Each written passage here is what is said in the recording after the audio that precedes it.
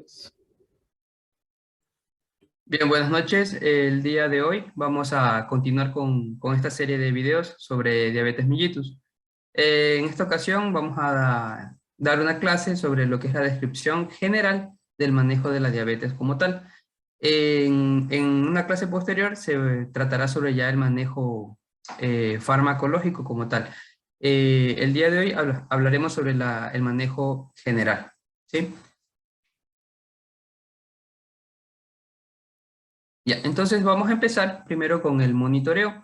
Este cuadrito de acá, sacado del UpToDate, nos menciona las intervenciones que debemos de realizar, con qué frecuencia, ¿sí? Debemos de hacerlo. Por ejemplo, con respecto a la historia y examen físico de todos nuestros pacientes con diabetes mellitus, tenemos que saber que en cada visita se hace se toma lo que es la talla, peso, índice de masa corporal, ¿sí? En cuanto a la parte del tabaquismo, ¿sí? En cada visita se promueve el cese del tabaco, es decir, se da consejería. ¿Pero en qué caso? Obviamente en pacientes que son fumadores. Con respecto a la presión arterial, obviamente tomamos la presión arterial en cada visita de nuestros pacientes. Con respecto al examen de los ojos, el examen visual, en este caso pues es anualmente, ¿sí?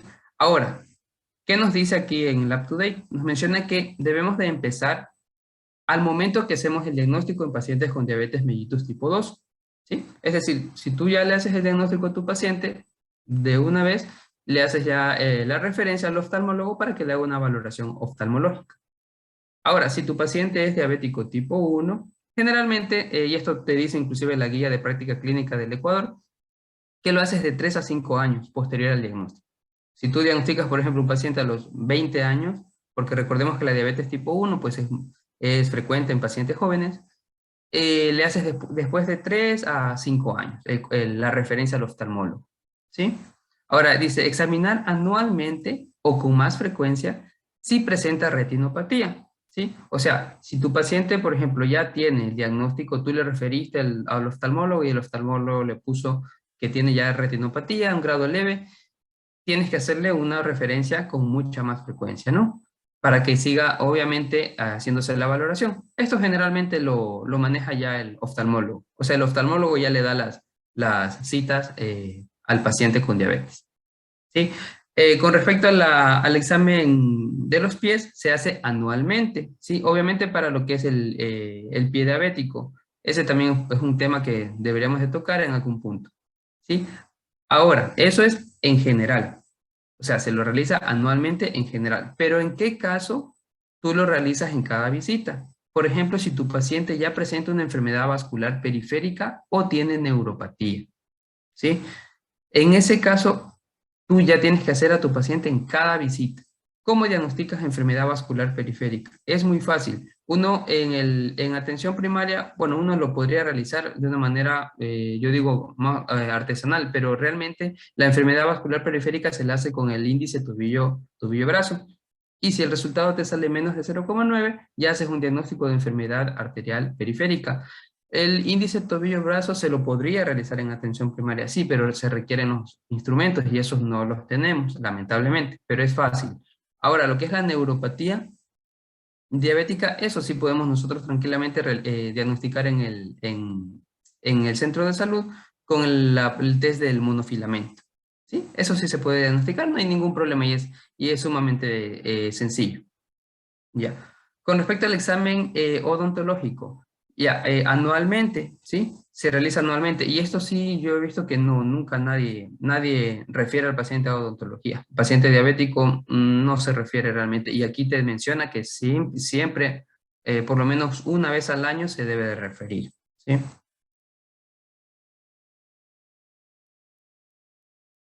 Listo. Con respecto a los exámenes de laboratorio, nosotros ya habíamos hablado que, por ejemplo, lo que es la parte de los lípidos, se realiza inicialmente en todo paciente que diagnostiquemos de diabetes, ¿sí? Con respecto a la hemoglobina glicosilada, ¿sí? Es cada 3 a 6 meses, ¿ya? El objetivo de la hemoglobina glicosilada debe de ser menor al 7%. ¿sí? Ese dato es importante. Ya posteriormente yo les mencionaré ciertas, digamos, diferencias que hay, porque el objetivo de la hemoglobina glicosilada en general es menor al 7%, en general.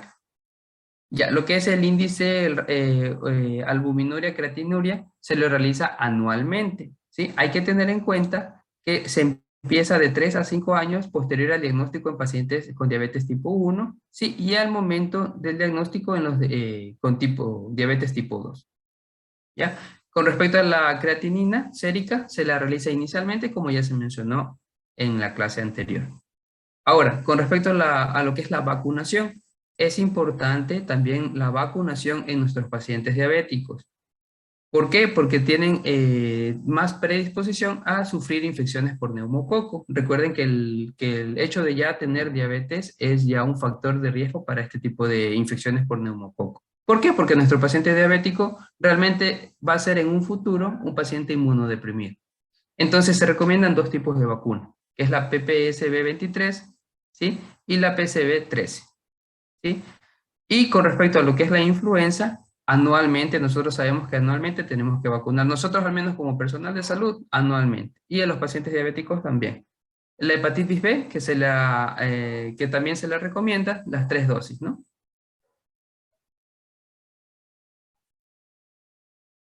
Ya. Ahora, con respecto al manejo glicémico, 3 puntos principales. Primero, el monitoreo de la glucosa en sangre y el objetivo de la hemoglobina glicosilada.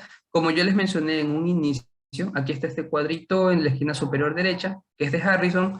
Aquí nos menciona el control de la glicemia de la hemoglobina glicosilada es menor del 7%. Eso en la población general. ¿Por qué les digo esto?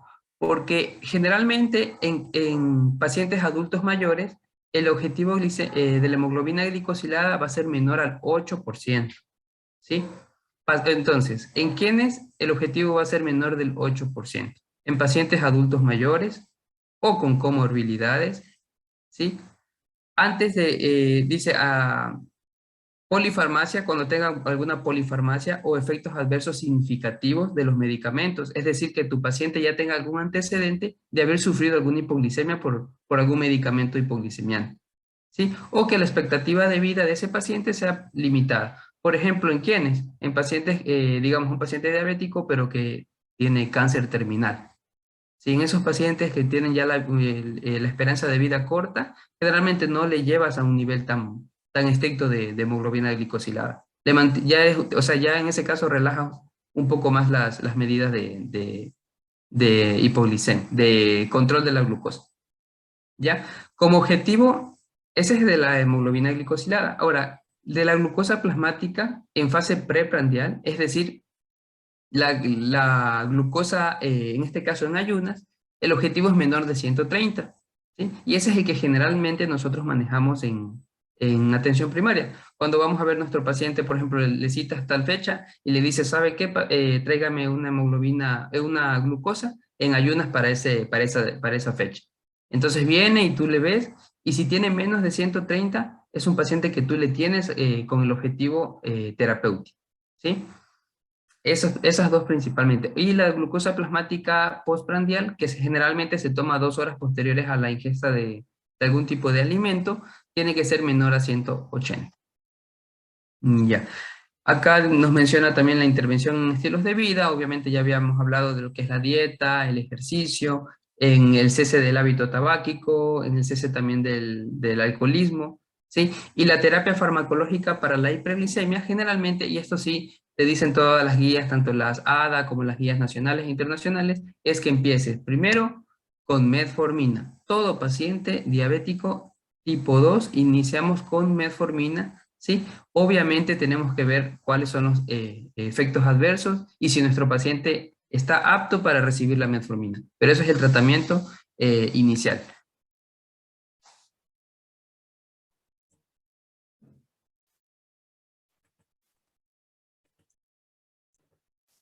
Perfecto, Daniel.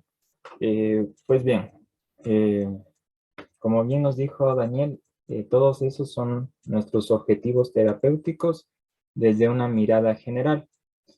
Sin embargo, nosotros tenemos que tener bien claro que el desarrollo de complicaciones por diabetes mellitus se puede retrasar con el manejo de hiperglucemia, hipertensión y de la dislipidemia.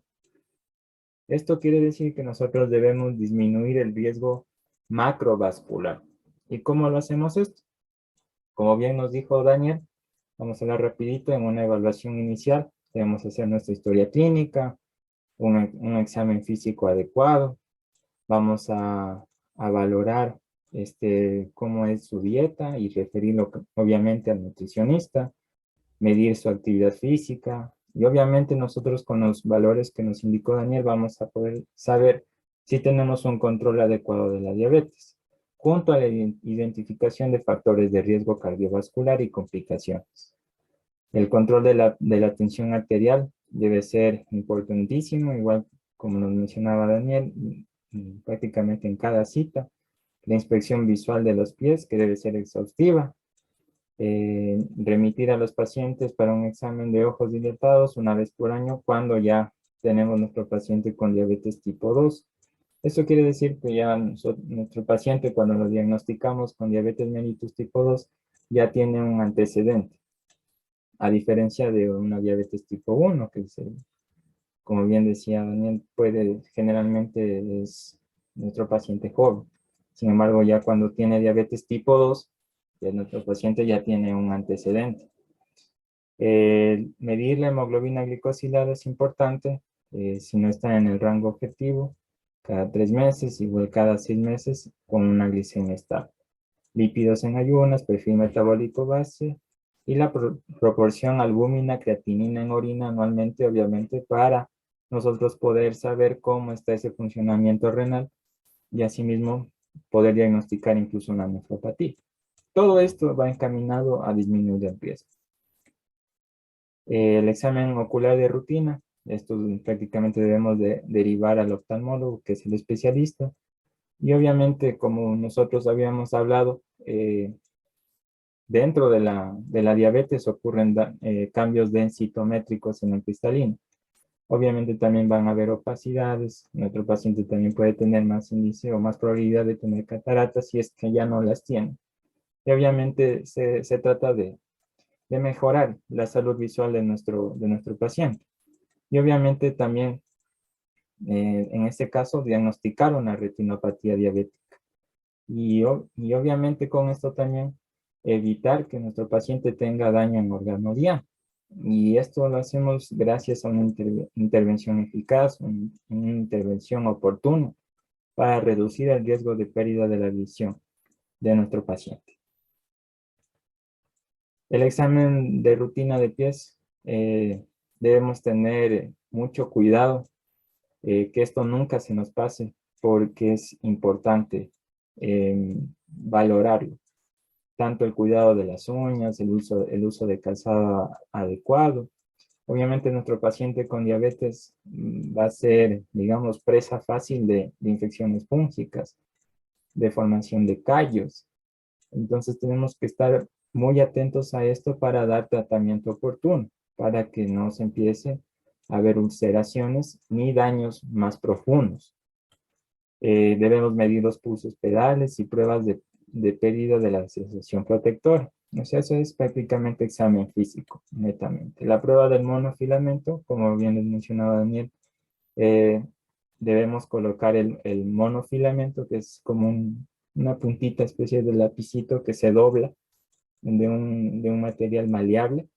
Entonces vamos a colocar, como vemos aquí en la representación, vamos a colocar el monofilamento de manera perpendicular, aplicando presión en estos puntos, ¿no? Tenemos en los 3 dedos, igual al nivel de los metatarsianos, en el primero, en el tercero y en el quinto. Tenemos también en el talón y en el dorso igualmente.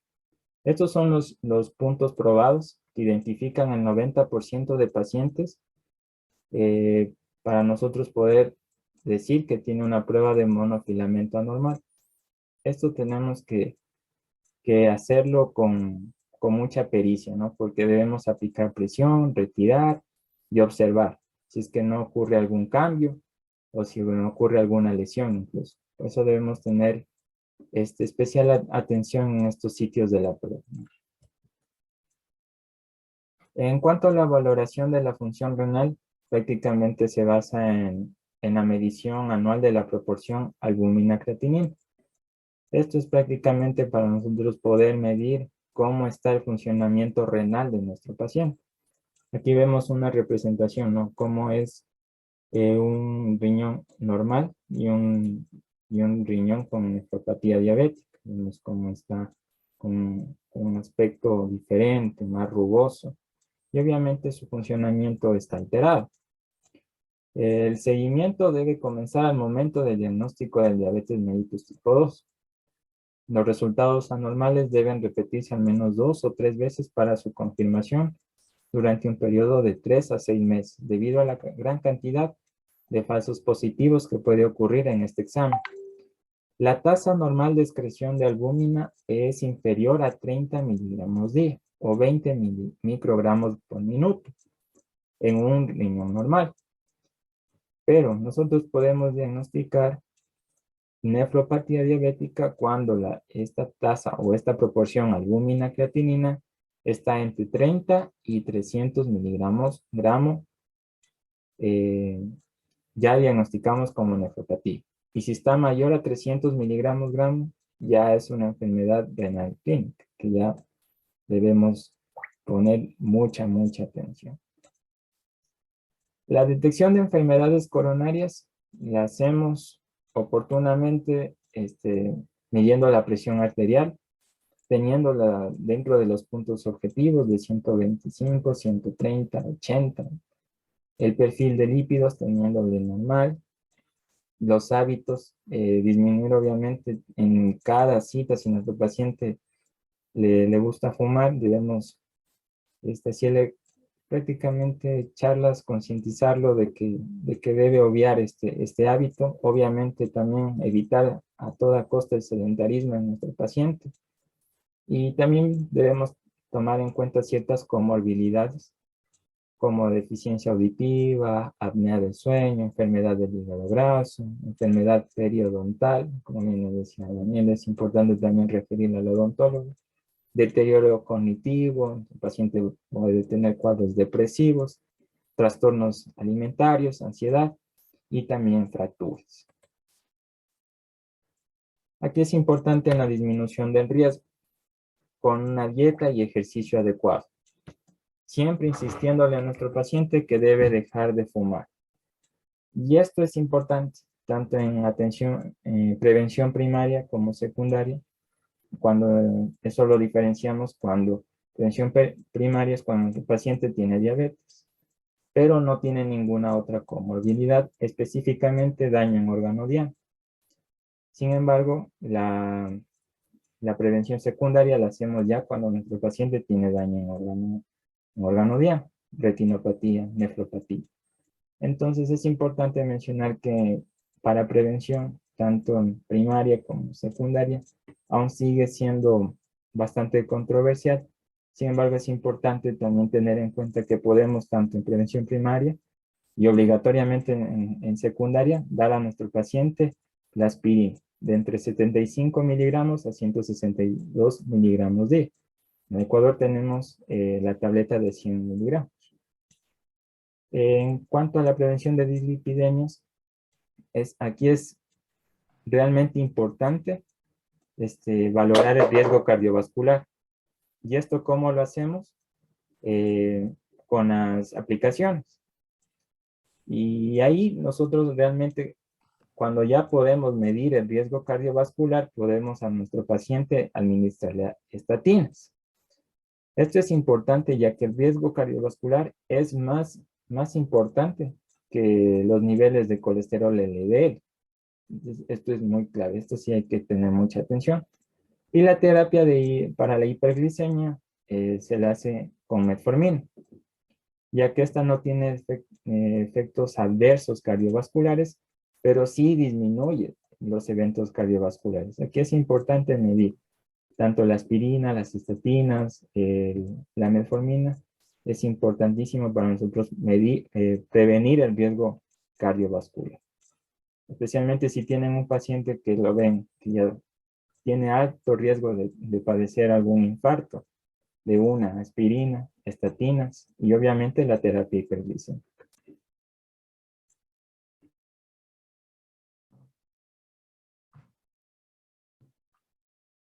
Ya, sí, yo creo que eso es todo. Sí, la verdad es muy rápida esta clase porque solo es en sí del seguimiento y la descripción general del tratamiento.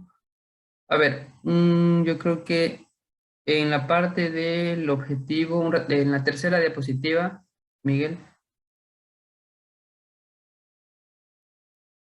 Ya, entonces, en esta parte de aquí, siempre que les pregunten el objetivo del control de la glicemia en general es menos del 7. Hemoglobina glicosilada menos del 7%. Esa va a ser la respuesta. Pero si es un paciente adulto mayor, es decir, más de 65 años, con comorbilidades, aparte de eso, si es un paciente que tiene una expectativa de vida limitada, ¿sí? O ya tiene un antecedente de haber sufrido una hipoglicemia grave, ¿ya? A ese paciente no le vas a llevar a un objetivo menos de 7. En ese paciente es menos de 8. Esa es la respuesta, menos de 8%, ¿sí? Y en general, la glucosa plasmática en ayunas, el objetivo va a ser menos de 130, ¿sí? Menos de 130. Y postprandial, 2 horas después de la ingesta de algún tipo de alimento, pues menos de 180. Otra cosa que se me olvidó decir, ya, la hemoglobina glicosilada se pide generalmente 2 veces, bueno, generalmente es cada 3 meses, por lo que explicábamos anteriormente, que la vida media del eritrocito es de 120 días, ¿verdad? Pero si a tu paciente tú ya lo tienes controlado, es decir, un paciente chévere que tiene los niveles de glucosa normales, ¿sí? Generalmente tú le pides la hemoglobina glicosilada 2 veces al año, ¿sí? Porque es un paciente que con valores de glicemia normales, que tiene, o sea, que cumple el objetivo. Ahora, si tu paciente no está cumpliendo el objetivo, ahí sí le vas a pedir trimestralmente, es decir, cada 3 meses, ¿sí? Porque obviamente no está cumpliendo con el objetivo, ¿sí? ¿En qué otros casos se pide trimestralmente?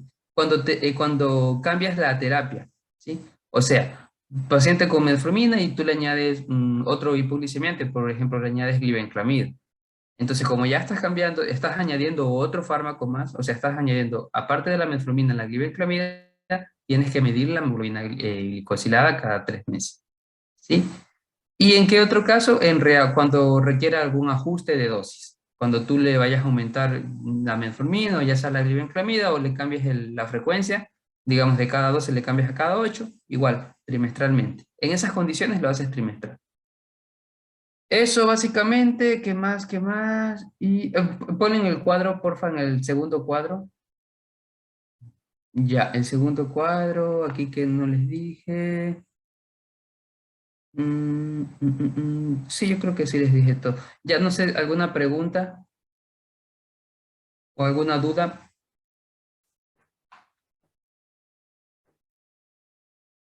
¿Alguna pregunta, Daya? Todo está claro. No, no tengo ninguna pregunta. Sí está todo